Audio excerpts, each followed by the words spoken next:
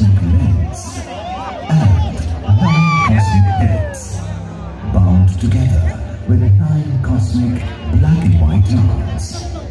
Pite, the Great Mother, and Bodhi, the Great Father, created the earth.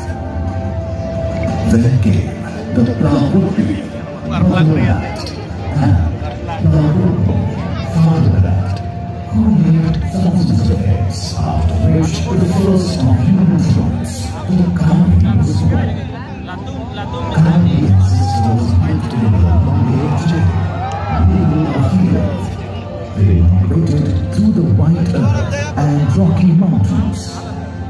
They crossed the mighty seas, as wide as the eyes can see, and as far as the ears can hear. In the earliest wave, they finally reached the green and fertile lands of present-day Northeast India.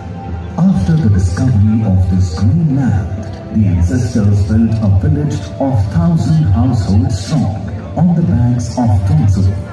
A peaceful community, the Karbi, lived in these green lands, which they called home. Through free community farming called the Jirkadam, the young and adults built a prosperous community full of love and harmony. Then came the invaders and headhunters who looted, slave raided, and disrupted the settlements of the Karbi. The new land demarcations of the conquerors forced the Karbi ancestors to disperse in all directions of present-day Northeast India.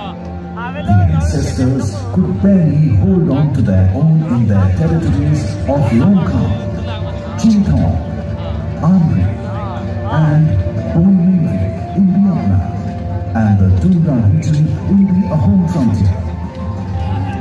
Then came the colonizers, the British Raj occupying territories, shaping their polity and exploiting the land and its people. An epic journey of hope, fear and angst, commitment and perseverance hence began, leading to the creation of an autonomous district on 17th November 1951. History was thus created. Identity is hence recognized and unity is celebrated. The formation and recognition of Karbi Anglong Autonomous Council stands testimony to the history of an epic journey. And we commemorate this historic day. We celebrate the moments that led to what is today.